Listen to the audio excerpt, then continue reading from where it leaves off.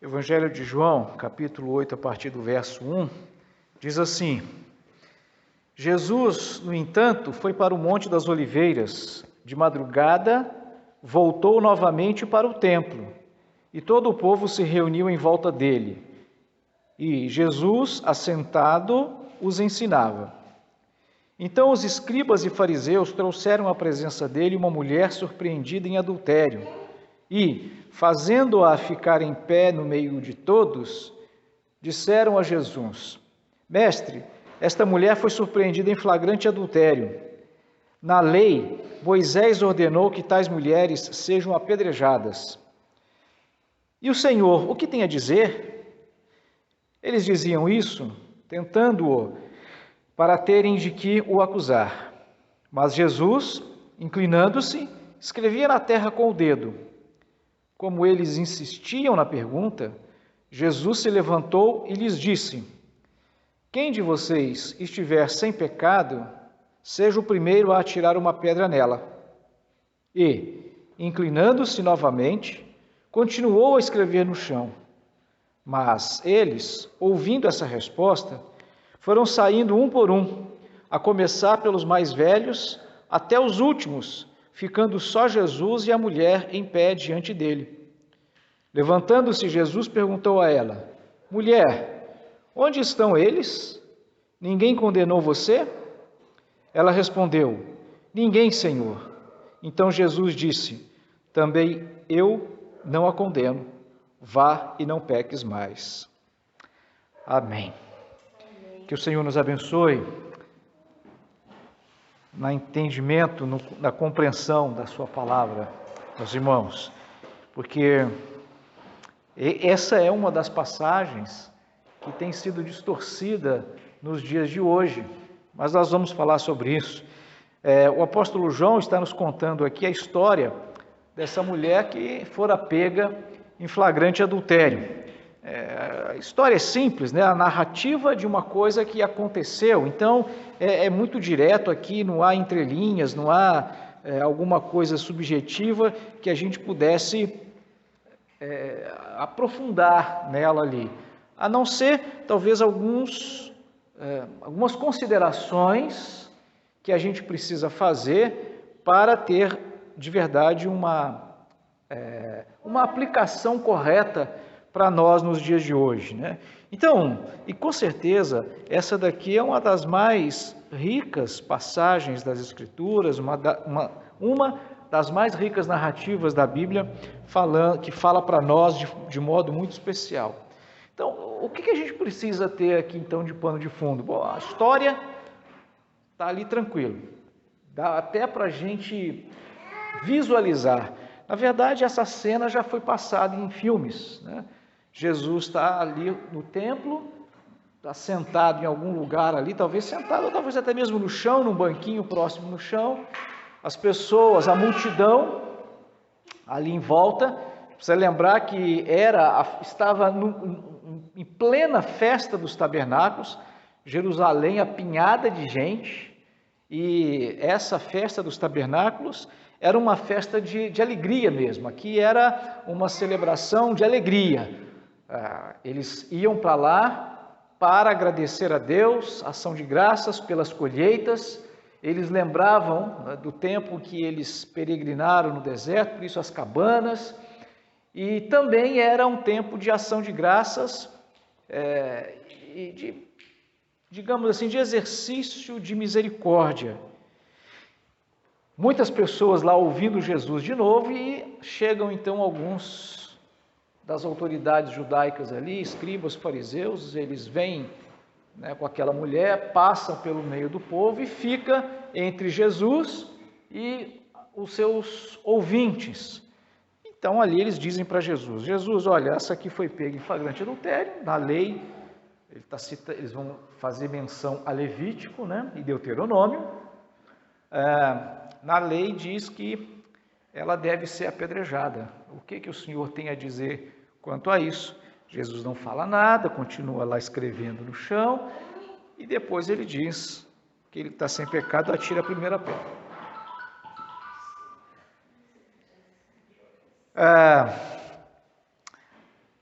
Nesse momento, essa festa, então, como eles estavam no meio dessa celebração de ação de graças e de alegria diante de Deus, ali não era o melhor momento para trazer alguém e sentenciar essa pessoa a uma pena capital. E, na verdade, ali, naquele espaço principalmente, não era o lugar adequado para isso. O lugar adequado para isso seria numa reunião do Sinédrio. Mas, de qualquer forma, o tempo, o momento, o dia escolhido para fazer essa acusação não era o melhor momento. E a gente vai entender direitinho o porquê que eu digo que não era o melhor momento. Outra coisa que a gente precisa considerar, e que no texto não está claro isso aqui para nós, mas quando a gente considera, quando a gente consegue captar esse pano de fundo, é que o seguinte: eles trouxeram aquela mulher a Jesus e fizeram uma pergunta para Jesus, e a expectativa ali era que Jesus falasse: mata, vamos levá-la para ser morta, porque é o que está na lei. Acontece que os judeus não podiam executar pena de morte. Eles, naquele momento, naquelas circunstâncias, só quem podia determinar a morte de alguém era o governador romano. Só Roma podia executar a pena capital. É por isso que eles levam Jesus mais tarde até Pilatos e pedem que Pilatos condenasse Jesus à morte. Porque por mais que eles fizessem isso, eles não tinham a autoridade para executar ninguém. Um outro detalhe que a gente precisa considerar é o seguinte: Jesus não fazia parte do Sinédrio. O Sinédrio era uma espécie de Supremo Tribunal Federal daquela época. Aquelas autoridades, elas se reuniam, inclusive, num espaço, e um número de homens de um lado, um número de homens do outro. O presidente do Sinédrio sentava-se ali ao meio, o acusado, o réu, ficava numa posição, e as duas testemunhas que estavam acusando o réu de alguma coisa ficavam ali atrás e faziam as acusações. Aquele Supremo Tribunal Federal, digamos assim, né, avaliava e dava a sentença. Jesus não fazia parte desse sinédrio, então ele não tinha nada a ver com aquela situação. Ele não tinha, digamos assim, legitimidade do ponto de vista humano para dar nenhum tipo de sentença. Então aquela coisa de trazer aquela mulher e perguntar para ele, eles não faziam isso quando tinham que resolver alguma coisa. Eles não perguntavam para alguém do povo. O que a gente faz? É a mesma coisa que você, se fosse hoje, né, um juiz, e vamos falar aí dos juízes, né, famosos aí, por exemplo, o juiz Bretas, lá do Rio de Janeiro, chega para mim e pergunta assim: quantos anos você acha que eu tenho que dar de pena para o Sérgio Cabral? Mas não faz sentido isso, eu não entendo nada de lei, eu sou um João Ninguém. E eles até consideravam Jesus esse João Ninguém. Então, por que Jesus tinha que dar alguma opinião de alguma coisa? Quando a gente olha todo esse pano de fundo, a gente percebe a hipocrisia, a gente percebe a canalice daquelas pessoas que fizeram aquilo. Eles não estavam nem aí para a lei, eles não estavam nem aí para o que a Bíblia dizia. Quando a gente está falando lei, a gente está falando palavra de Deus. Eles não estavam nem aí para aquela mulher, eles não estavam nem aí para as pessoas. Eles queriam uma desculpa, eles queriam alguma coisa para pegar Jesus. Não era a primeira vez, e o próprio texto aqui vai dizer isso para nós, que era apenas uma tentativa de pegarem as pessoas. Agora, eles citaram aqui a lei, e Levítico 20 diz assim: se um homem cometer adultério com uma mulher de outro homem, com a mulher do seu próximo, tanto o adúltero quanto a adúltera terão de ser executados. E aí fica a pergunta, né? Onde é que está o adúltero? Porque trouxeram só a adúltera.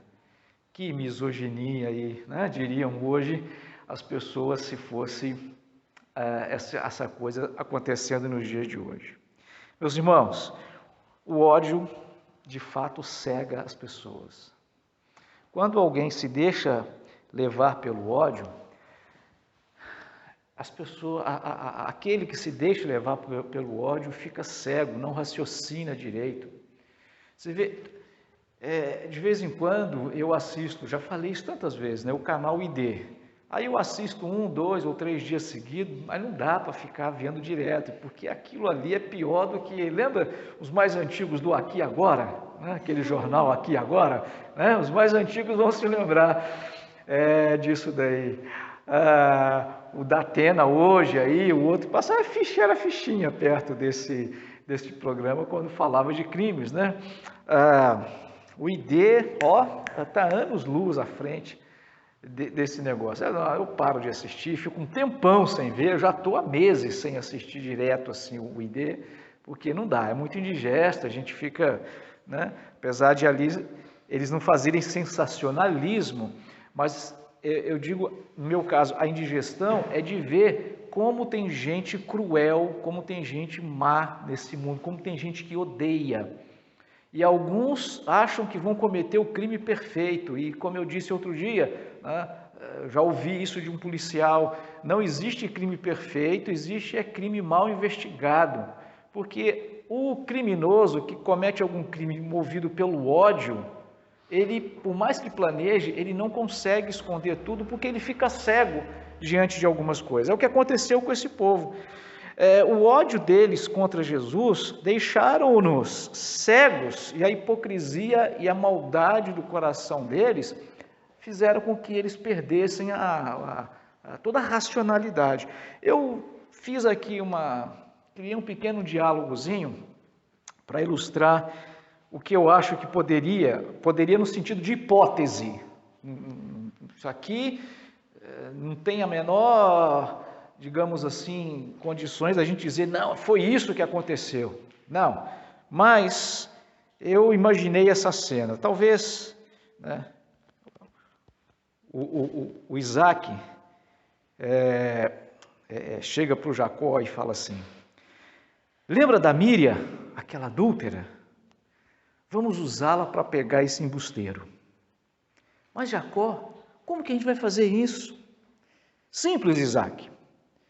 Tem um plano perfeito, sem falhas.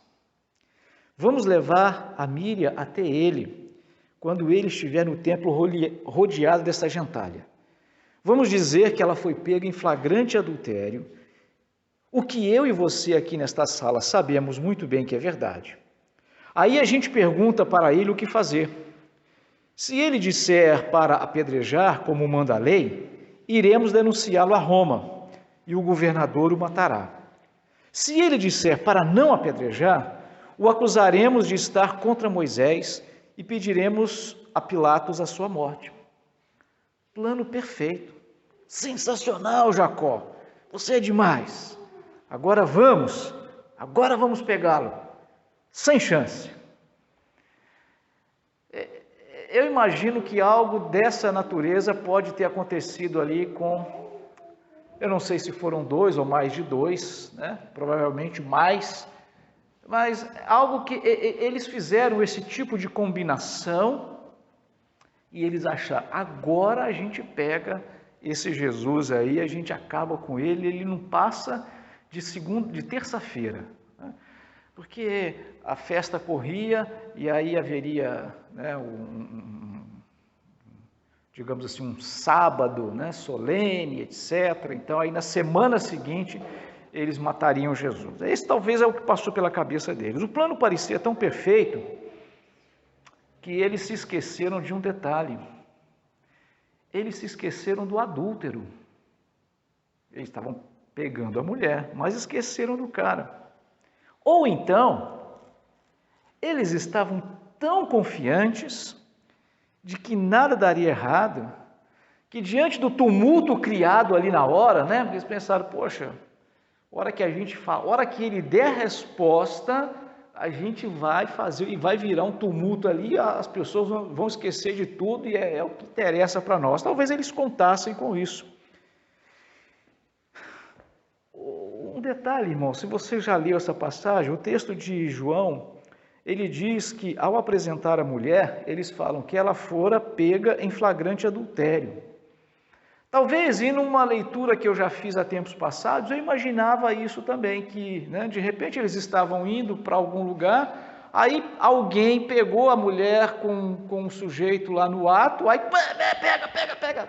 Pegaram a mulher, o cara talvez escapou, correu, foi mais esperto, e aí eles arrastam a mulher. Do jeito que pegaram, levaram a mulher, chega lá, ai Jesus, acabou de acontecer, a gente viu.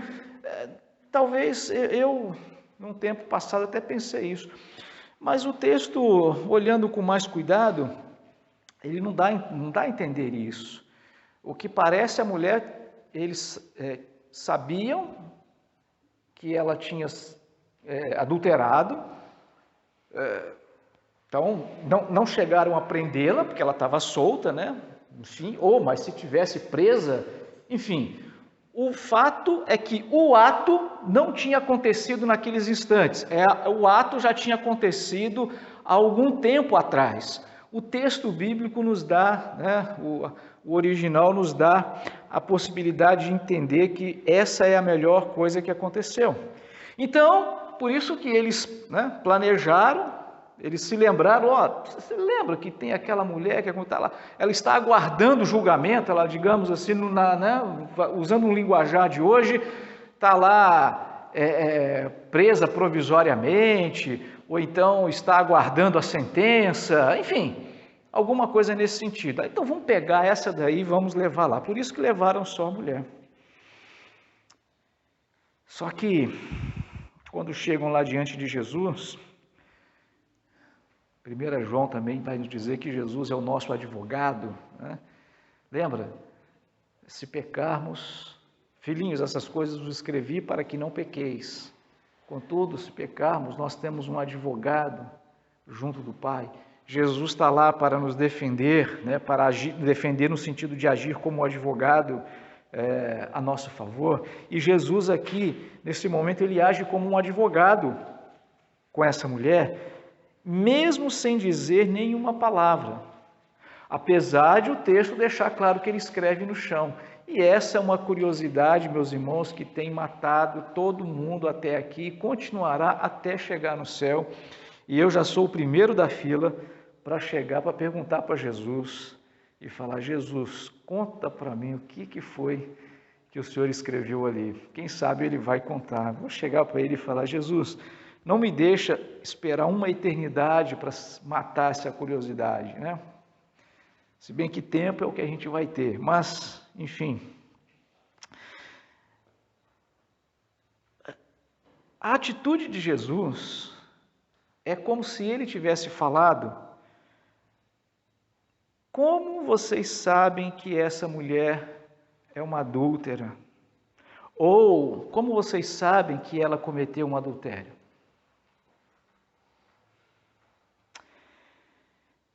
Se vocês sabiam, se vocês tinham as provas, por que não cumpriram a lei e não a sentenciaram ainda? Por que não trouxeram um homem, ou os homens, que talvez ela tivesse um comportamento adúltero, não dá para saber. Por que vocês não trouxeram um homem junto com ela?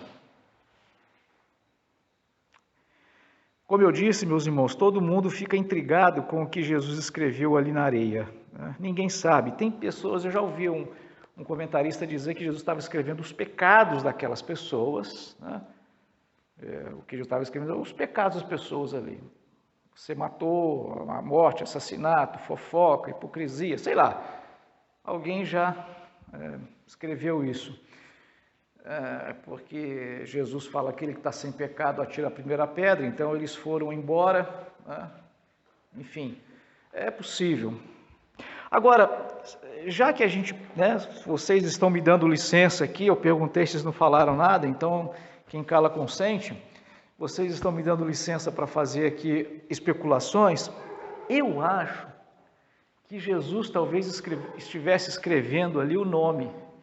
É claro que esses nomes que eu coloquei dessa história são absolutamente fictícios, né? Não aparece ali, mas Jacó, Isaac. A lei dizia que as primeiras pessoas a atirar a pedra deveriam ser as testemunhas de acusação. Toda vez que acontecia um crime passivo de pena de morte, vários estão descritos na Bíblia, Deuteronômio, Levítico, vários deles estão descritos. Então, mas como que era, digamos assim, o processo legal, né? Todo país tem um código penal e tem um código de processo penal. Quer dizer, o processo para incriminar alguém, ele tem um rito legal. Se ele for feito fora do rito, isso acaba inocentando o réu, ainda que ele tenha sido, de fato, criminoso, tenha cometido um crime. Então, Deuteronômio 17:7 diz assim: as mãos das testemunhas serão as primeiras a proceder à execução. E Deuteronômio 19, de 15 a 19, tem um outro alerta aí nesse Código de Processo Penal Divino. Se alguém acusar um outro injustamente, aquela falsa testemunha vai sofrer a mesma pena, a mesma execução que aquele que foi inocentemente acusado sofreria. Então, se alguém inventasse que a outra pessoa cometeu um adultério e aquilo de fato não tivesse acontecido e a pessoa morresse apedrejada, aquela falsa testemunha seria apedrejada também. Isso é o que dizia lá, o que dizia não, né? O que diz, porque a Bíblia continua aí, tanto o Deuteronômio quanto o Levítico. Por isso que eu especulo aqui que Jesus colocou o nome daquelas duas testemunhas, porque uma mulher só poderia ser apedrejada, e um homem também, se duas testemunhas aparecessem. Então, lembra que eu disse no começo, como que eles executavam uma pena de morte?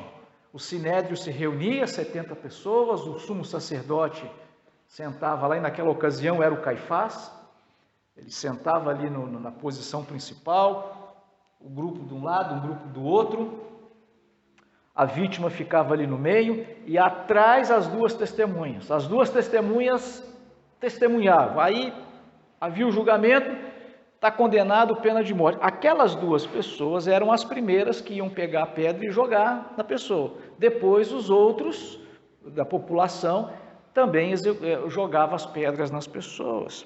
Por isso que Jesus chega e fala, aquele que está sem pecado atira a primeira pedra. Por isso eu imagino, né? Aí aqui fica a parte da especulação, e acho que você já entendeu. Por que aqueles homens levaram aquelas mulheres? Porque eles é que tinham adulterado com ela. Por que eles não levaram o adúltero? E talvez Jesus tenha colocado os nomes deles ali, e eles entenderam, porque eles eram vítimas, eles eram os réus que deveriam estar ali do lado dela para ser apedrejado junto com ela. O desfecho desse caso, meus irmãos, é que os acusadores então se retirando, envergonhados, pois Jesus intima as testemunhas do ato, né? Ou seja, talvez aqueles que, ou dentre, se fossem mais de dois, talvez dentre aqueles que foram juntos levando a mulher e querendo fazer esse teste com Jesus, estava naquele grupo pessoas que de fato cometeram um pecado com aquela mulher. Ele sai e Jesus diz para a mulher, né? Você sabe aí essa frase amorosa de Jesus: mulher, onde estão eles? Onde estão os teus acusadores? Ninguém te condenou? Ninguém condenou você? Também eu não a condeno, vá e não peques mais. Eu quero tirar aqui, meus irmãos, então, duas lições muito importantes para nós, que está muito claro para nós nesse texto aqui. O primeiro deles é misericórdia, né? A gente até cantou o último hino aqui, e sempre que a gente canta, eu faço até questão de dar uma... Até o cantor cristão tem letra que precisa ser explicada, né? Às vezes a gente critica muito as músicas de hoje, mas olhar com simpatia os erros de um irmão, essa palavra simpatia, lá talvez no século XIX, ainda quando essa letra foi traduzida para o português, né? Talvez essa palavra simpatia não tivesse a mesma conotação que tem hoje, e aí lá naquela época ela era correta, a gente precisava atualizar essa palavra. Olhar com simpatia não é olhar com simpatia, é olhar com misericórdia, né? A gente não tem que ter simpatia pelo pecado do irmão, mas com misericórdia talvez sim, mas fazendo essa ressalva, o hino concorda com o que a gente está falando aqui hoje. É oportuno lembrar, meus irmãos, que a nação de Israel, para Deus, ela é considerada o país inteiro adúltero. A história mais linda das Escrituras é a história de Oséias, na minha opinião. Oséias se casou com uma mulher, a mulher traiu, adulterou, virou prostituta. Oséias poderia reivindicar o direito de apedrejar a mulher dele, né? Mas ele não faz isso. Aí depois dela ter vivido um tempo como prostituta, tinha lá acho que é cafetão, né, que chama, isso mesmo, que recebia o dinheiro da prostituição dela, ela era uma espécie de escrava desse cara aí. Aí quando ela já não estava mais dando lucro, ele ia vendê-la como escrava para quem desse. Era um leilão de escravos que tinha, então, né, um leilão de pessoas. Ele foi lá para a praça, quem desse mais dinheiro por ela levava. Só que aí era para ela ser escrava de alguém que comprasse. Oséias vai lá e compra. Só que ele traz ela para casa e não a trata como escrava, ele a recebe como esposa de volta. Olha, essa atitude de Oséias, ela assim, sem palavras, sem palavras. Então, Deus, através da profecia de Oséias, é a própria vida de Oséias. E aí Deus diz para Israel, a vida de Oséias tipifica Oséias, Deus, a esposa de Oséias, a nação de Israel. Então Deus tinha o direito de apedrejar cada um dos judeus que estivessem vivos ali. E Deus não faz isso.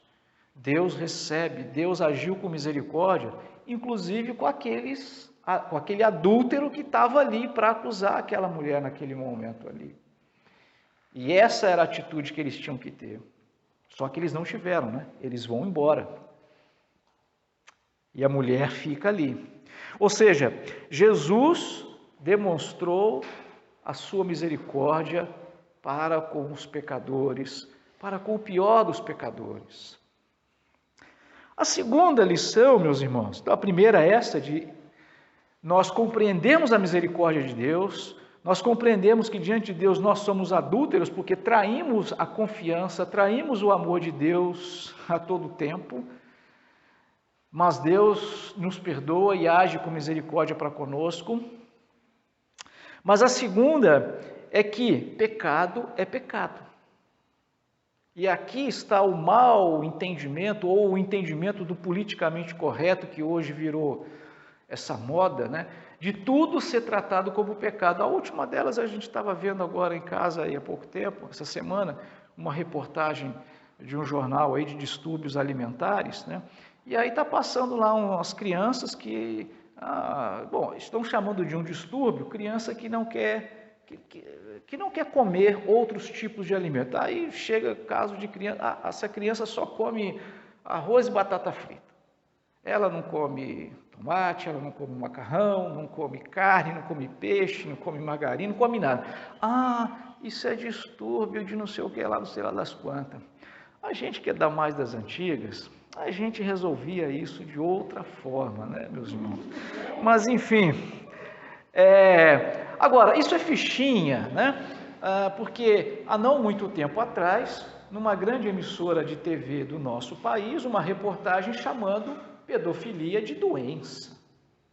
E você sabe disso porque isso aí correu o WhatsApp de todo mundo, a mídia social de todo mundo aqui no Brasil. Então é isso que eles falam, né? A gente vê hoje aí tudo tratado como, tudo quanto é pecado é tratado como se fosse doença, porque não é politicamente correto para o mundo hoje tratar pecado como sendo pecado. E já disse aqui para você, muita igreja, igrejas que contratam os pastores, eles não pode falar de pecado aqui, porque constrange as pessoas ficam constrangidas a falar de pecado, fala só do amor, vamos falar só do amor, e cada um com o seu cada um.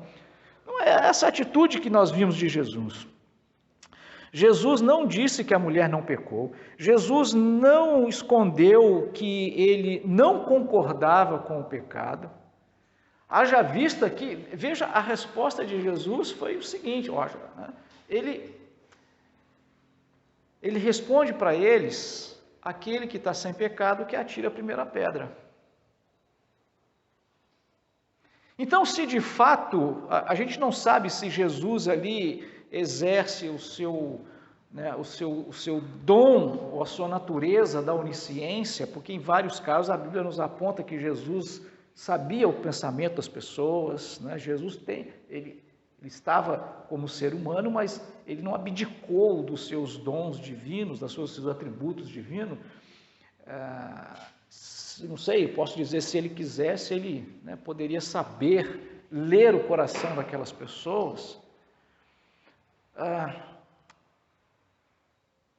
Mas, partindo do pressuposto aqui que Jesus não tenha feito isso, pode ser que tivesse alguém ali, dos acusadores, que não tivessem culpa no cartório, a ponto de ser apedrejado também. Veja, porque Jesus ali, aqui o texto, meus irmãos, nós não podemos falar de qualquer tipo de pecado, porque pecado, mesmo no Antigo Testamento, todo mundo sabia que tinha. Então, eles sabiam que uma mentira era pecado, tocar num animal morto era pecado, eles se tornavam impuros. Então, assim, eu vou colocar aqui agora só para o nosso entendimento, pecadinho, todo mundo ali tinha consciência que tinha. Agora, Jesus estava falando aquele que está sem pecado, ou seja, o pecado da mesma natureza que essa mulher aqui. E aí eu digo, aqui é o meu entendimento, que Jesus, ao fazer aquela pergunta, ele estava dizendo, e eles entenderam, aquele que não pecou com ela, seja o primeiro a tirar a pedra. Por isso que eles vão embora. Então, Jesus não desconsiderou o pecado dela. Ele expôs o pecado dela.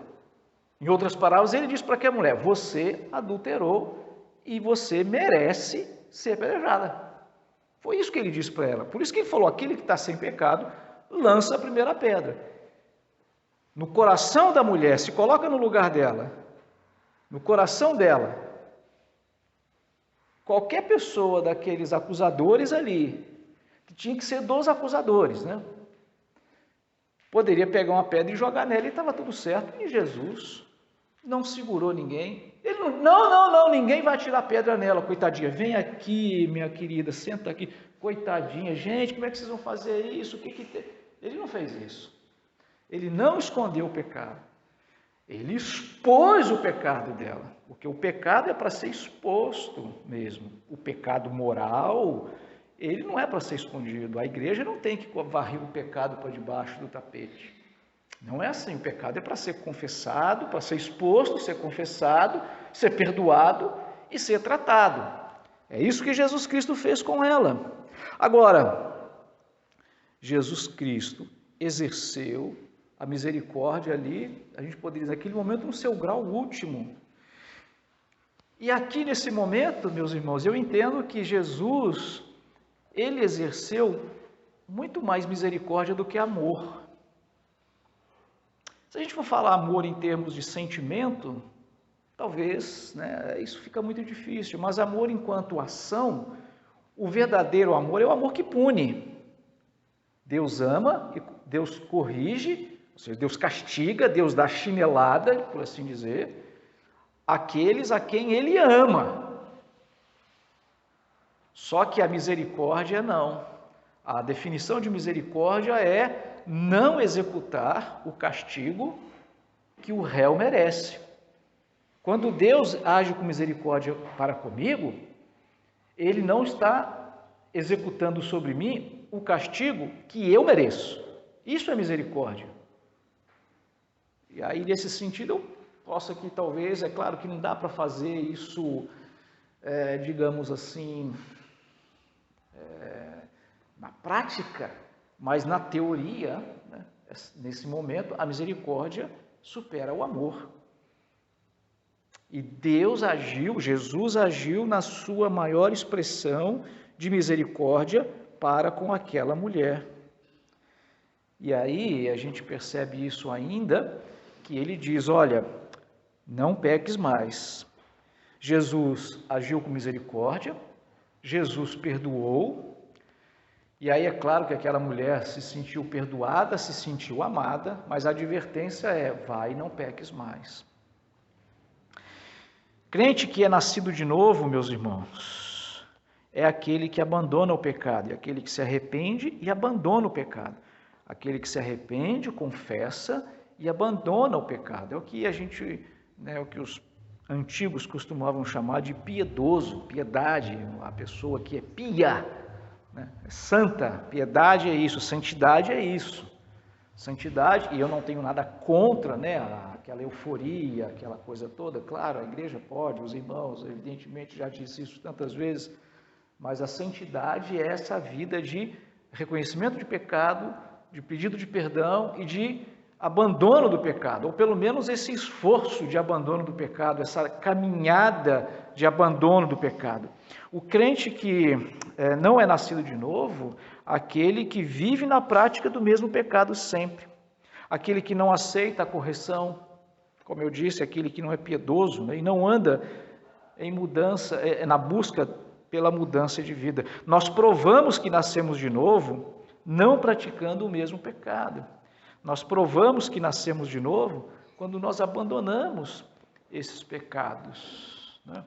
Você sabe muito bem que há um tempo atrás, há poucas semanas ou meses atrás, não muito tempo, aquele famoso médico tentou, usando o linguajar de hoje, lacrar, e foi lá naquela cadeia lá e abraçar lá a pessoa que estava presa lá e tal, com dó, puxa vida, não, e tal, não sei o que, tal. E incrível, meus irmãos, é que eu ouvi de muitos crentes e até, pasmem, pastores, aplaudindo a atitude, a atitude de amoralidade, no sentido de não condenar o ato e até de, digamos assim, comiserar com o fato daquela pessoa estar lá presa há 8 anos sem receber visitas. Mas é uma pessoa que cometeu crimes gravíssimos, assassinato e não sei mais o que, e não se arrependeu do pecado. Então, enquanto a pessoa não se arrepende do pecado, ela precisa ser, sim, responder pelos seus atos.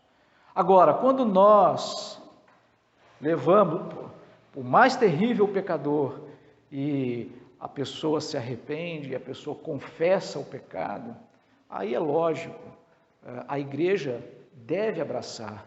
Nós temos que abraçar as pessoas. Nós podemos e devemos buscar, assim como Deus fez, os piores pecadores. Mas a nossa mensagem tem que ser essa mensagem de misericórdia, e de arrependimento. Você precisa reconhecer o seu pecado e confessar a Jesus, no sentido de confessar Jesus, mas a atitude tem que ser a atitude de abandono do pecado. Quando as pessoas assim procedem, aí sim elas nascem de novo. Aí sim, a misericórdia de Deus continua fazendo efeito na vida dela para livrá-la da condenação da morte eterna.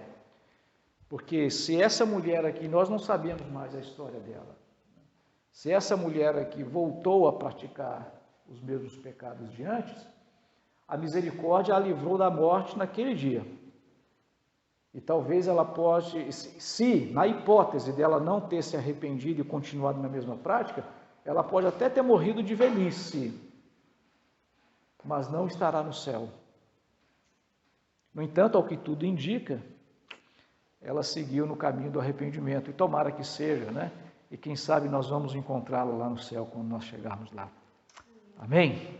Que Deus nos abençoe, que o Senhor nos ajude a entendermos, exercermos a misericórdia e, principalmente, a entendermos o que é pecado, abandonar os nossos próprios pecados e ajudar as pessoas a entenderem os seus pecados, a confessarem os seus pecados e receberem sobre si a misericórdia do Senhor.